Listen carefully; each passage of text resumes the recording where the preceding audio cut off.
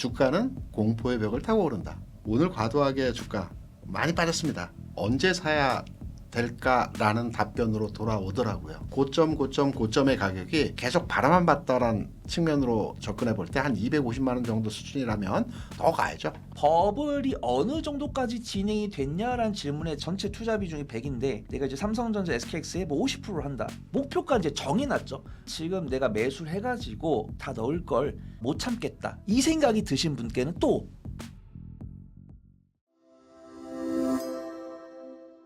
언제 사야 될까라는 답변으로 돌아오더라고요. 언제 사야 될까? 언제 팔아야 될까 아니고. 네, 그만큼 반도체에 대한 관심도가 지금 굉장히 크게 확대 진행되고 있는 상황이고요. 네. 제가 판단하는 삼성전자 하이닉스에 대한 삼성전자보다 하이닉스에 대한 관심도가 요즘에 더 많죠. 크기 네. 때문에 가격의 흐름에 대해서 이 정도 가격이면 한번 사볼 만한 가격이다라고 생각하는 저의 관점으로 한번 말씀을 드려보게 되면 최근에 SK 하이닉스 주가 흐름에 대한 내용들을 지난 3월부터 우리가 따져보면 네. 고점의 가격이 200만 원 고점 한번 찍었고요. 여기서 70만 원까지 내려갔다가 네. 다시 250만 원까지 올라왔습니다.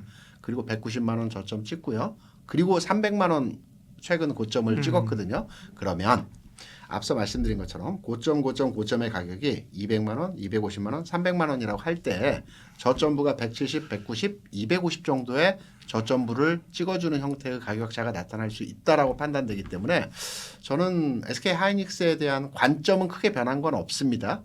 그렇다라고 한다면 그간에 올라갈 때 계속 바라만 봤다란 측면으로 접근해 볼 때 한 250만 원 정도 수준이라면 접근해 볼 만한 가격 구간이 아닐까 이렇게 생각을 합니다. 당연히 실적은 좋을 걸로 판단되고 있고요. 한 30% 정도 상향화된 수치로의 예상 수준을 시장에서는 판단하고 있더라고요.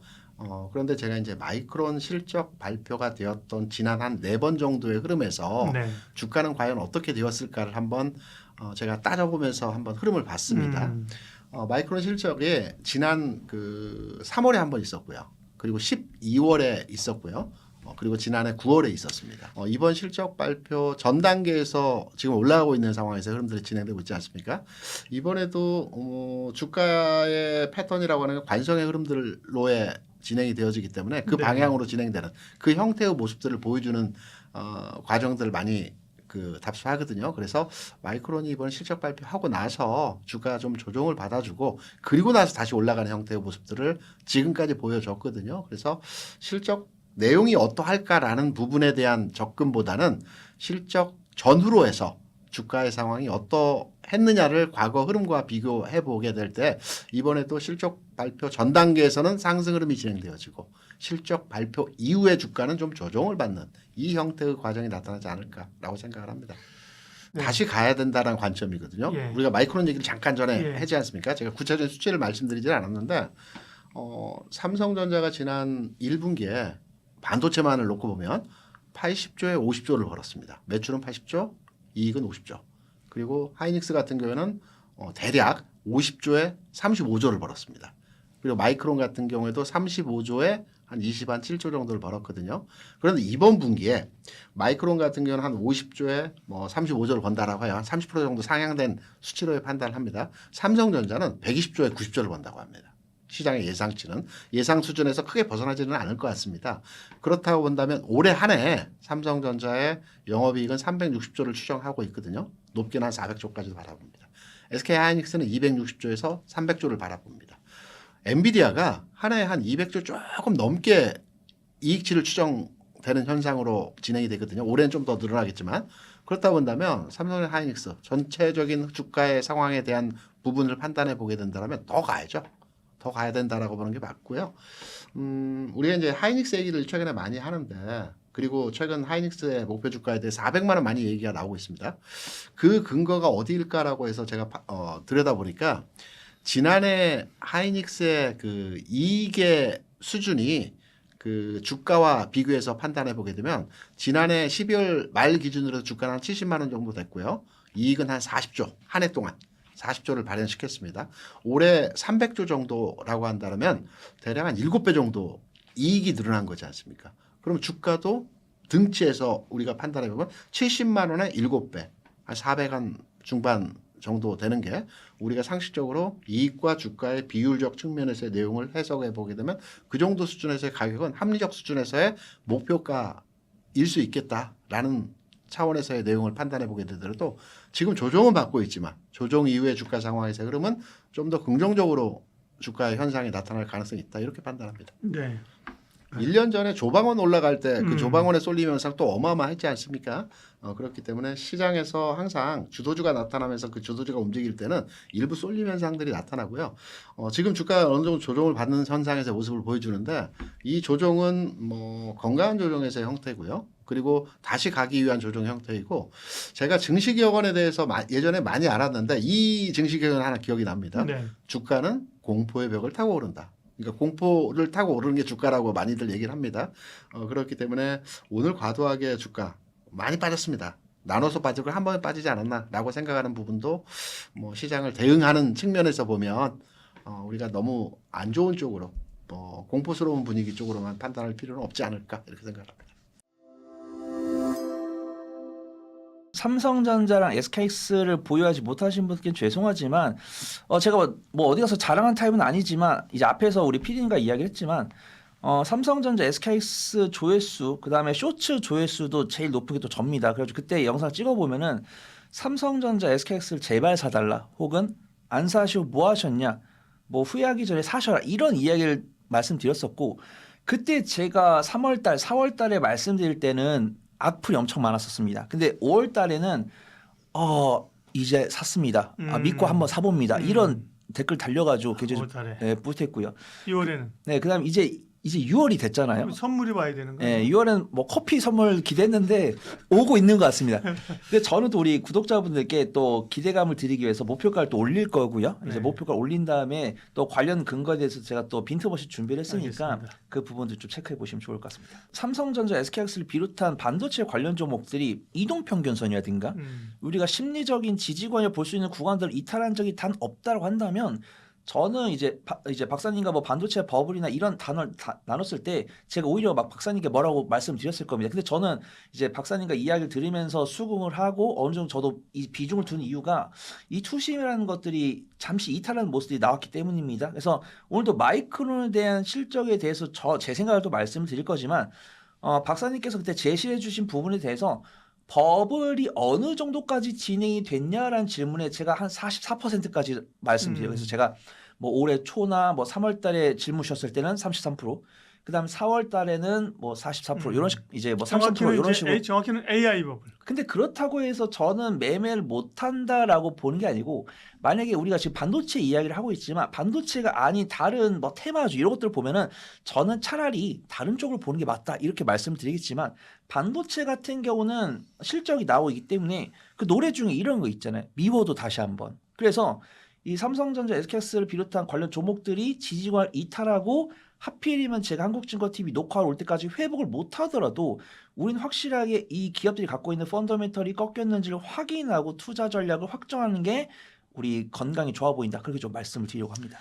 글로벌 빅테크 하이퍼스케일러들의 투자 기조들은 한 절반 정도는 턱이 찬 것 같다라고 말씀드리겠습니다. 일단은 그 하이퍼스케일러들이 우리 더 이상 투자 못 하겠습니다. 100개를 드는 걸 보고 반도체를 매도하면 늦는다고 판단을 하고 있고요. 그렇죠. 그래서 지금 보면은 알파벳이라든가 오픈 AI라든가 뭐 오라클 이런 기업들이 자본 조달한다고 했을 때 그때는 투자 기조가 충분한가 보다 정말 수요가 많은가 보다 이런 생각을 했었는데 이제 그들이 투자를 발표할 때마다 시장이 흔들리는 모습 그 다음에 미국과 이란 간의 전쟁 때문에 인플레이션 우려로 인해서 기준금리 인상 기조가 불거질 때마다 투심이 흔들리는 모습을 보여주고 있기 때문에 저는 이제 가급적 내가 예를 들어서 이제 전체 투자 비중이 100인데 내가 이제 삼성전자 SKX에 뭐 50%를 한다. 이제 50%를 불과 뭐 한두 달 전까지만 했으면은 50%를 그냥 뭐 25%씩 다 사세요. 이렇게 말씀을 드렸는데 이제 그때 알파벳에서 채권 영구채 발행에다 유상증자 한다고 했을 때 그때 흔들렸던 부분들 그 다음에 이제 스페이스 X가 상장하자마자 회사채 발행한다고 이야기했을 때 흔들리는 모습 보면서 이제는 2달 전, 3달 전처럼 50%를 그냥 의심 없이 사셔라 라고 말씀드리는 저조차도 부담된다. 그래서 저는 목표가를 꺾는 게 아니고 목표가 이제 정해놨죠. 목표가는 정해놨는데 옛날에는 이렇게 흔들리지 않고 쭉 갔다고 한다면 이렇게 흔들린다. 그래서 지금 영상을 시청하는 구독자분들도 마이크론 실적 발표, 지금도 마이크론 실적 발표 보시면 뉴스 검색하면 다 나오지만 매출, 영업이익, 주당 순이익, 그다음에 매출 총이익률, 영업이익률, 그다음 전년 동기 대비 얼마나 잘했는지, 전 분기 대비 얼마나 잘했는지 이거 다 증권 계통의 컨센서스를 다 넘어섰고요. 그다음에 메모리 인도 가격에다가 전방 기업들이 중장기적으로 쇼티지 얼마까지 제시하고 있기 때문에 마이크론과 뭐 삼성전자 반도체에 대해서는 매수 의견은 여전하다. 근데 투심이 예전만치 안 하니까 목표가는 당연히 이 기업이 갖고 있는 펀더멘탈 실적을 기반으로 밸류에이션 해가지고 제가 목표가를 찍어드리겠지만 이 목표가까지 가는 길이 울퉁불퉁해졌습니다. 한번 망가져가지고.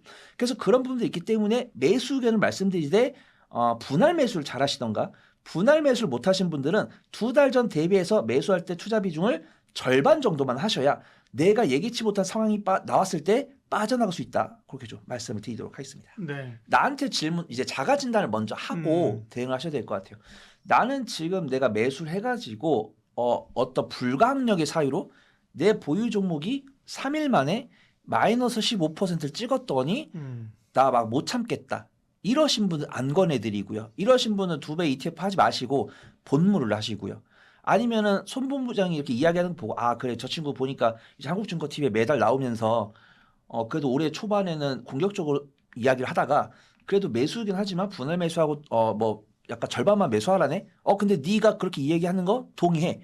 그래가지고 이제 분할 매수하시면은 마이너스 15% 됐다가 나중에 추가 매수하시면 마이너스 7.5% 되는 거고 그 다음에 내가 만약에 이건 최악의 상황이지만 긍정적인 상황 오늘처럼 내가 그냥 손보부장 이야기들 절반만 샀더니 지금 SKX 플러스 14% 가가지고 플러스 15% 가면은 ETF는 뭐 플러스 30% 갔을 테니까 그러면서 내가 그래도 30% 수익을 받는데 여기서 괜찮은데 그냥 손보부장 말 듣지 말고 그냥 몸비지 다 넣을 걸 이 생각이 드신 분께는 또 ETF 안 거래드리고 현불하시고요. 이런 생각이 안 드시고 내가 이 어려운 장세에서 변동성 강한 장세에서 변동성이 장점이다 단점으로 양날의 검을 작용하는데 다행히도 내가 리스크를 통해서 장점만 오로지 챙겨갔구나. 이렇게 안전하게 좀 매매하실 수 있는 분들은 2배 ETF 하셔도 무방하다. 그래서 좀 제가 말씀드리도록 하겠습니다. 우리나라 그냥 투자분들께서 해달라고 이야기를 하는 건데 뭐 네. 사측에서 아무 말도 안 했고요. 근데 애널리스트 분들 보니까 이제 이제 SKX 직접 안 사도 ETF를 통해서 그냥 몇만 원 단위로 매수할 수 있으니까 대체 투자하기 때문에 SKX가 뭐 액면분할 하든 말든 뭐 그거는 오히려 뭐 주가 부양에 도움이 될 것이지 뭐 SKX의 뭐 펀더멘탈 변화에는 문제가 없다라고 판단하고 있고요. 일단 삼성전자 같은 경우는 자사주 매입도 이제 3년 동안 90조니까 일단 주주 환원에 도움이 됩니다. 그 다음에 3년 동안 90조니까 1년에 30조씩 그 다음에 이거를 4개 분기로 나누면은 보통 한 7.5조씩인데 삼성전자가 이 노조분들과 합의한 내용이 영업이익에 10조씩 주기로 했으니까 이 자사주를 매입을 해서 주는 것도 삼성전자의 재무제표에 부담이 안 되는 수준이고 삼성전자의 주주환원에 도움이 되는 상황이다 라고 저는 애널리스트 입장에서 이야기를 하고요.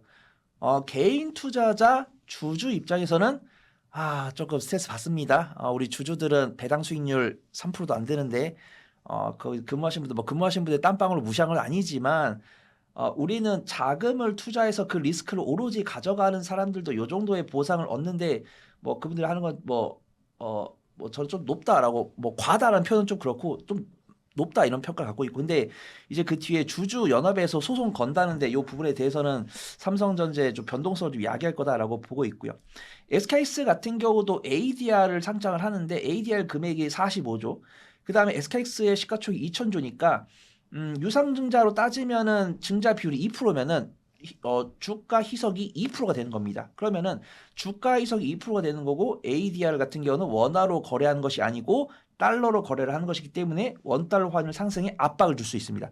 원달러 환율 상승에 압박을 주는데 몇 프로 줄지는 모르겠지만 이제 주가 희석 가치를 2% 주니까 뭐 원달러 환율도 뭐 2% 내외로 올라가다가 단순하게 계산할 수 있고요. 근데 이를 통해서 얻는 45조로 이제 공장 증설할 때마다 한 5에서 10조 정도 든다고 했으니까 공장을 뭐 용인이든 뭐 호남 지역이든 미국 지역이든 뭐 2-3개 정도 지어가지고 거기서 나오는 메모리를 팔아가지고 뭐 실적이 50% 이상 향상될 수 있다고 한다. 오히려 저는 그거는 이득이다라고 보고 있고요. 지금 제가 이렇게 개인적인 제 뇌피셜을 풀어드리면서도 증권사 리포트에서도 비슷한 내용들 나와 있습니다. 그렇기 때문에 삼성전자, SKS 같은 경우 이번에 마이크론 실적 발표했고 그 낙수효과 고스란히 얻게 되면은 이렇게 뭐 시총이 2,000조가 넘어가는 기업이 퍼가 7, 6이 안 되기 때문에 매수할 수밖에 없다라고 판단되고 있고요. 지금도 개인과 기관의 매수세가 들어오기 때문에 삼성전자, SKX는 유심히 봐야 된다. 그렇게 좀 판단하고 있습니다.